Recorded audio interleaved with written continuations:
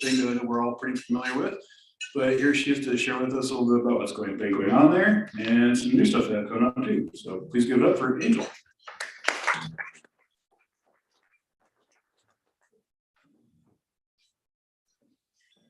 Good afternoon, everyone. Thank you for having me this afternoon, and thank you for a wonderful lunch. I appreciate that. I think I need the clicker. Did I take it back? You took it from me. Oh, okay. Oh. So while we're waiting on that, I just want to tell you a little bit about me. I'm the executive director. I'm new. I've been on the job for 90 days now. Actually, I think today is day 91. And I started July 13th and came here from Cleveland, Ohio. So the reason I came was for Voices Against Violence. We found each other, and it has been amazing since the day I arrived. The 1,900-mile trek across the country was quite interesting. Of course, the scenery was beautiful, but the drive was long. We only drove during the day and stayed in hotels at night, but it was definitely an adventure. So that's what my husband Ken and I say, that we are definitely on an adventure. Okay. So also to give you a little bit about my background, I am married to Ken. I have 5 children. I have 16 grandchildren. I'm originally from Cleveland, Ohio, actually a small suburb of Cleveland called Shaker Heights. I graduated from Shaker Heights High School a very long time ago, and then went off to school at Ohio University in Athens, Ohio, just about an hour south of Ohio State University. I stayed there for a couple of years, and then, life kind of got in the way, and I started a family and then got married kind of out of order. And continued to grow my family and raised a family, put them through high school and college and all that good stuff. And I found that I was the only one that hadn't finished my college degree. So after I empty nested, I decided it was time for me to take care of me, go back to school. And I went down to North Carolina A&T State University in Greensboro, North Carolina, where my father lives, and went to school there, finished school there, and then decided to go to law school. So I went to Florida A&M University, College of Law in Orlando, Florida. So I spent 5 years in Orlando. While I was there in law school, I started working for a domestic violence organization called Harbor House. And I found my passion. I was in my 2nd year of law school and decided that I did not want to litigate. I wanted to work in community service and nonprofit leadership. So I got experience at Harbor House, worked for a law firm as a law firm administrator for a little while, and then decided to come back home, go back into nonprofit with Akron Urban League, one of the many branches of the Urban League, and served as their director of HR administration and operations. At that point, I was picked up by New One Shaker, a small grassroots organization, to serve as their executive director. We focused on educational equity for students and families of Shaker schools. And from there, here I am in Twin Falls with Voices Against Violence. So that just gives you a little bit of my background. I am my mother's only child. So she's really missing me. She's still in Cleveland, and my father's oldest of 4. So I am going to get started on Voices Against Violence. There you go. So we are a local nonprofit, and we serve survivors of domestic abuse and survivors of violent crimes. So oftentimes people think we only service domestic abuse survivors, but also those that suffer from violent crimes. It could be stalking, it could be harassment, it could be a variety of things. So it's not just domestic abuse. Our staff can, and I'm really not going to read off of here. I just want this information to be available to you. But we started with a staff of 11, including me, when I first started on July 13th. But since then, because of some new, some announcements I have to make, so I guess I might as well make them now so it makes sense.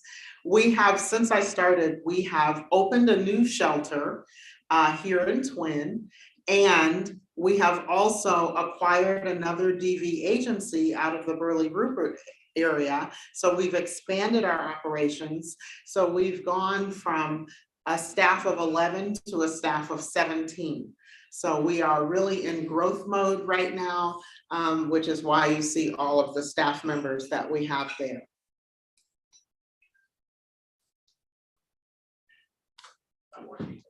No, other way.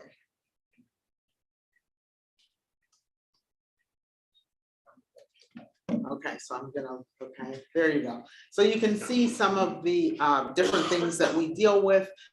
We're all mandated reporters. So in the event of child abuse or elder abuse or anything like that going on that our case managers may discover during appointments with survivors, we have to let them know that we are mandated reporters for this type of activity, and we can move forward.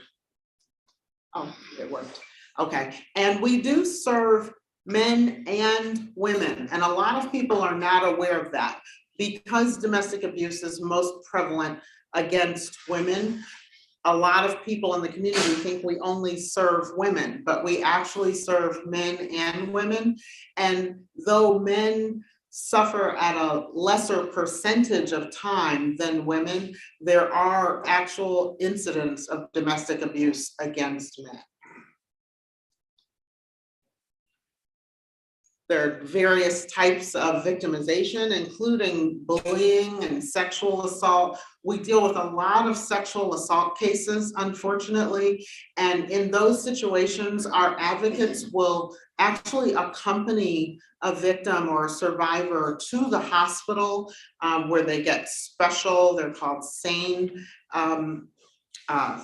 SANE examinations. They're actual very special, unfortunately, they're very invasive examinations because of the nature of what has occurred to the survivor. But we do go with them and advocate for them and support them through those processes. In addition to that, we provide things like emergency shelter. We also have a 90-day shelter program. So what happens, just kind of walk you through when a client calls us. They'll call our hotline. Once they've called the hotline and they've explained what's going on with them, oftentimes they're in a situation where they're trying to flee a dangerous situation. So in that instance, we would get them into emergency shelter immediately. We don't go to their house and pick them up because we're not putting any of our advocates in danger, but we will send a taxi or make other arrangements, help them to make other arrangements to get from point A to point B. Once we get them into emergency shelter and they're safe, then we schedule a case management appointment with them. So they're assigned a particular case manager. They meet with that case manager, usually within a few days, certainly no longer than a week. But within a few days, they meet with that case manager. They also meet with our shelter intake specialist. That person determines whether they qualify for a 90-day shelter program. In most instances, they do qualify. So we then move them from emergency shelter into our 90-day shelter program. And I just explained that we've opened a new shelter and it's not communal. So it's not like one big house. It's actual individual units that are like little apartments that each family gets to be in. And we're really excited about this because it allows the families to have a more normal type environment. They get to do their cooking, they get to do their laundry, and they have private space, and they don't have to be intermingled with other survivors and other people that are affected by trauma. So we feel that it's a very good model. Once they do that and they've gotten moved into the 90-day shelter program, during those 90 days, they consistently have appointments with their case manager. And that's to deal with the different needs of the client. Some clients need counseling. A lot of clients need counseling. They need food. They need clothing.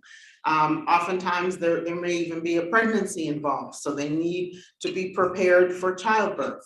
They need medical attention. They need dental attention. Just a variety of things. They may need help getting children registered or re-registered for school because it might mean a change in schools. So we assist them with all of that and help provide them resources to be able to get the things they need. The other thing that's a big part of that case management is helping them to secure housing that would be either transitional or permanent housing once they leave our 90-day shelter program, because we don't want to just drop them off after 90 days and say, oh, you're on your own. So what we do is we help them find apartments or rental houses or, you know, whatever type of situation works best for them. And then what we do is we assist them financially for the first few months to help them get on their feet. So we'll assist with rental payments, with security deposits, utility deposits, things like that.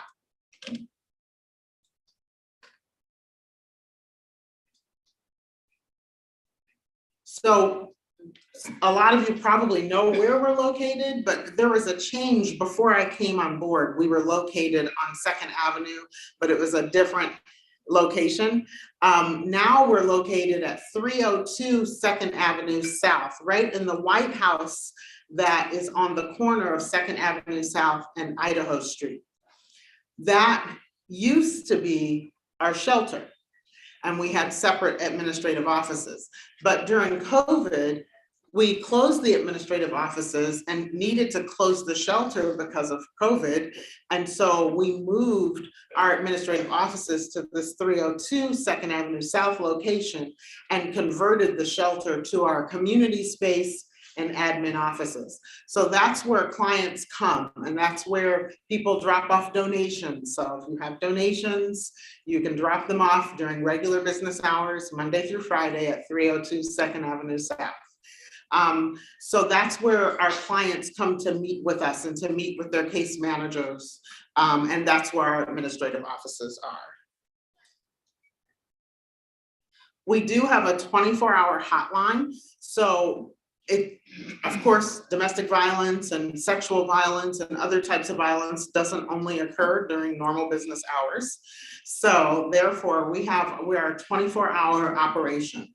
So we always have someone answering after hours. We always have someone on call so that in the event that they need to go to the hospital with someone at 3 in the morning, we have people ready and available for that.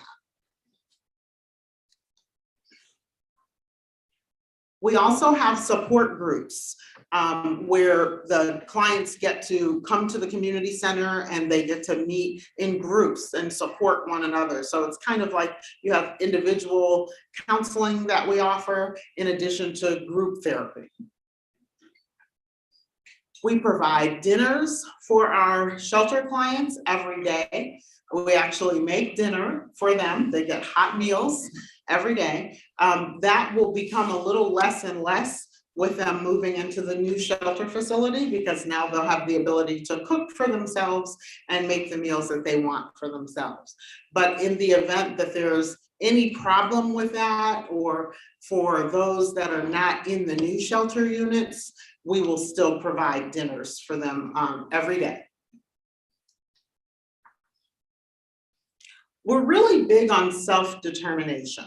And self-determination gives the client the opportunity to determine for himself or herself what is best as far as what's next, what needs to be done, what resources they need to tap into.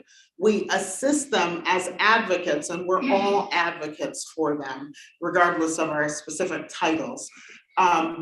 We want the advocate to assist them, to empower them, to support them, but not make decisions for them. So we really, really believe self-determination is very important, not only in the midst of a crisis, but moving forward as well.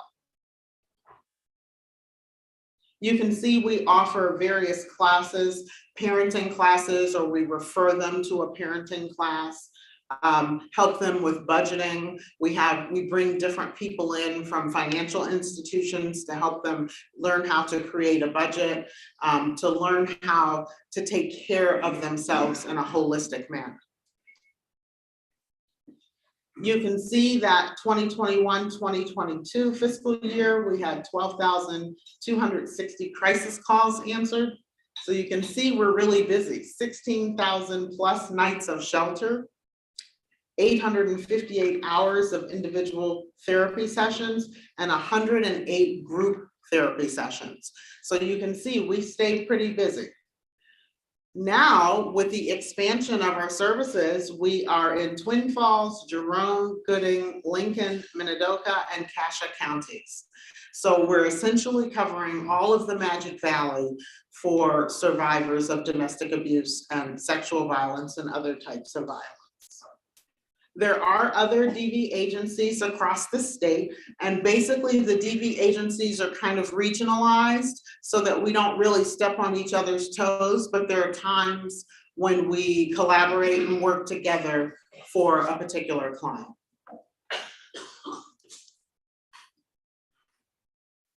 You can see here that 1 in 4 women will experience domestic violence in her lifetime, and 1 in 7 men will experience severe intimate partner violence as well. 1 in 15 children are exposed to domestic violence each year. And you're 3 to 4 times more likely to become, these people are 3 to 4 times more likely to become abuser involved or in an abusive relationship. So we can see how devastating this really is. And when we're not involved in it or don't have experience with being impacted by it, oftentimes we're just kind of oblivious to these things happening, but it happens a lot. And we get phone calls from the police department, we get phone calls from parents, we get phone calls from the survivors themselves most of the time, but oftentimes it's from outsiders. And it's really a sad situation, but I'm just really glad that Voices Against Violence and other domestic violence organizations are in place to be able to assist these survivors with moving forward with their lives. There were 17 fatalities in 2017 in Idaho due to domestic violence. That's 17 too many. And 6 were in the Magic Valley. So what can you do? Well, we can learn about domestic violence and who it affects and how it affects them and how it affects the children, how it affects parents. We're all touched by, in some way, shape, or form, we're all touched by domestic violence, whether it's because it's a neighbor or you've witnessed something or you heard craziness going on next door. We can all be impacted by it. So there's several things you can do. You can volunteer. We always love to have volunteers to help out with different projects and different things we're doing. You can donate. That can be financial donations, that can be assisting us or referring us to different grant opportunities. You can donate furniture, you can donate dishes and food and baby clothes and all sorts of things, men's clothing, women's clothing. We take all sorts of donations and it's very, very helpful. And you can imagine all of the donations we've received have really helped us to outfit the new shelter because they're individual units. So of course we needed dishes and glasses and washers and dryers, all sorts of things for the new shelter units. And because of the community's generous donations, we are able to not have to purchase all of those items. Some things, of course, we did purchase, but other things we were able to pull from our donations. So that's very, very helpful.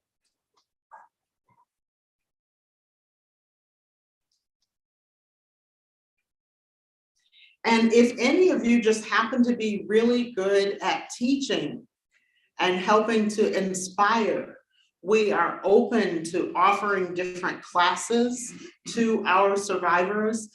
We have a couple of members of the community that are great with teaching self-care and professional, like personal development and things like that. So we're offering some of those classes not only to our staff, but also to the survivors. So if you happen to be really good in a certain area, please feel free to call me so that we can schedule a training that you can provide. That will be most helpful.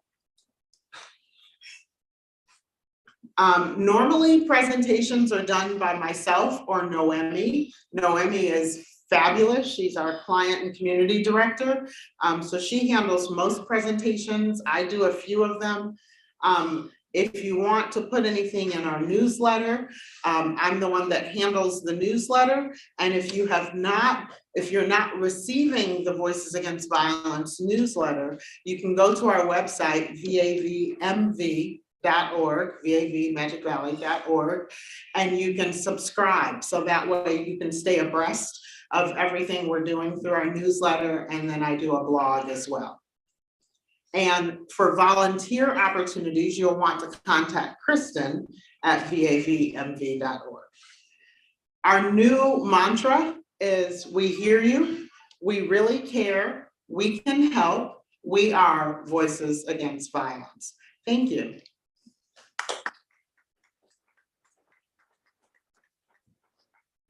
Any questions? Yes. I'm almost in tears. As a fellow Ohioan, let me invite you and hug you in this community. Thank you. I've been here 50 years. I hope you'll be here 50 years. And I hope that we get to know you better. This is the best thing I've ever heard at Rotary. Wow, thank you. Measures we have in place in case the abuser shows up, or like schools trying to get to the children, or I witnessed that, and I don't know how they find out, but. Right, yeah, that does happen sometimes, and to be honest, it's very hard to police that. In the more severe cases, we do involve the police, so they're aware of what's going on, and sometimes it might mean extra patrolling in a certain area because they've gotten several calls or things like that. We do have cameras around the community center, so we keep the doors locked, so you can't just walk into the community center. You have to actually ring the doorbell and be invited in. And as far as the new shelter units, we just opened them October 1st, so we're putting cameras up so that we can see what's going on. And of course, the shelter is in an anonymous location for the safety of our clients. And so we try to keep it that way, but there's always situations where a survivor will actually tell the abuser where they're sheltered. And we certainly encourage them not to do that for their own safety and the safety of others, but there's no way that we can guarantee that. So we try to keep it as anonymous as possible. And as far as our new shelter facilities in the Rupert area, Rupert is so small that it makes it even more difficult for people in the community to not know where the shelter is. Of course, there's not any signage or anything like that. So we just do everything we possibly can to keep our survivors safe, but to help them to learn how to keep themselves safe as well.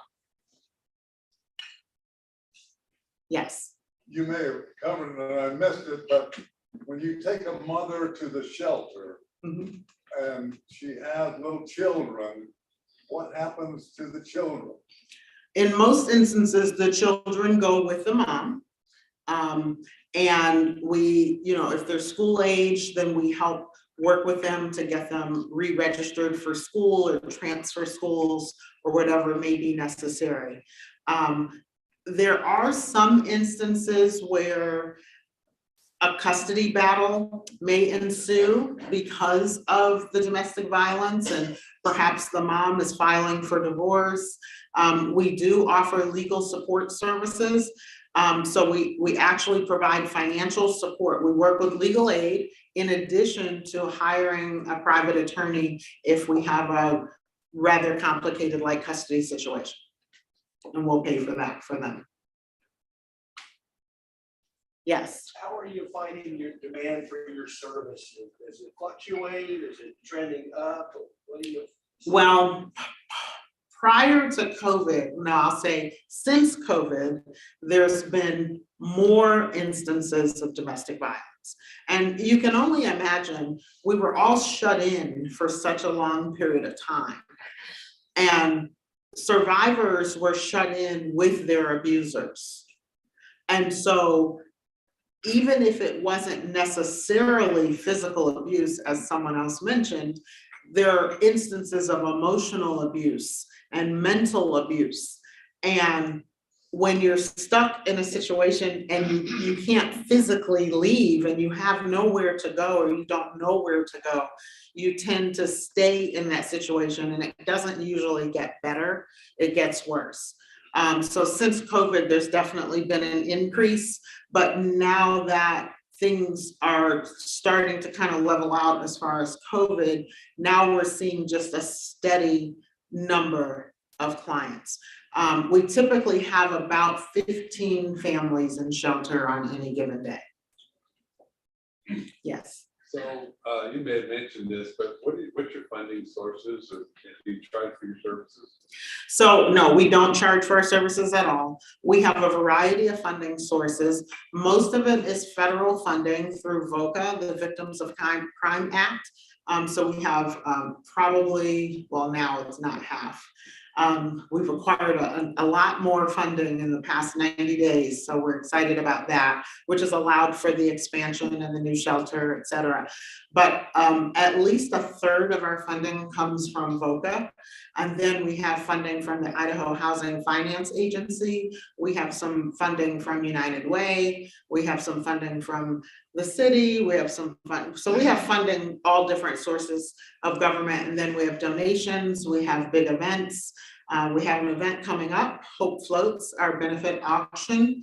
That's our largest fundraising event where we usually raise between $100,000 and $150,000. So we have that as well. And right now we're operating, just to give you an idea, we're operating on a little over a $1.5 million budget.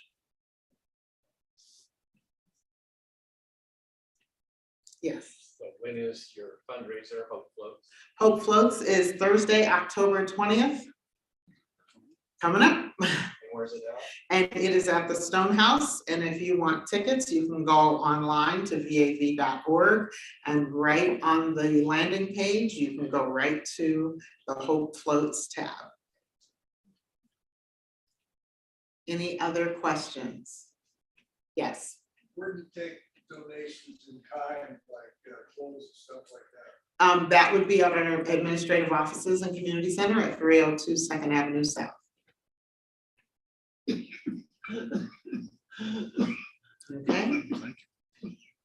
So are those items gifted to the people, or they're available for them if they need them? They're actually available to them almost in the form of a store, only they don't have to pay anything. So we have in our offices is a house, and in the basement is our resource center. So it's all set up and organized and divided. We have food in one section, and we have clothing in another section, and we have personal items in another section, pots and pans in different sections. And sometimes we get things like breast pumps and the diaper pail things. It's been a long time since I did diaper pails, but we have all sorts of items. So the survivor schedules an appointment with Amy, our resource manager. And she comes and goes shopping. So we give her a box and say, have at it. And she goes shopping, and the clothing is divided for adults and children in the different sizes and colors and all of that. Amy does an amazing job at keeping the resource center organized. And they literally go through and shop for what they want and never have to pay a dime. Was there any limitation, clothing, food, how about furniture? Clothing, food, furniture, appliances, all, I mean, not like stoves and refrigerators, but small kitchen appliances, toaster ovens, toasters, things like that. Any other questions? All right, thank you so much for having me.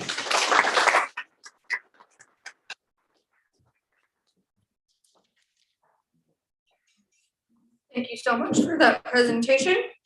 In honor of our presentation today, we'll donate $10 to the Magic Valley Children's Museum.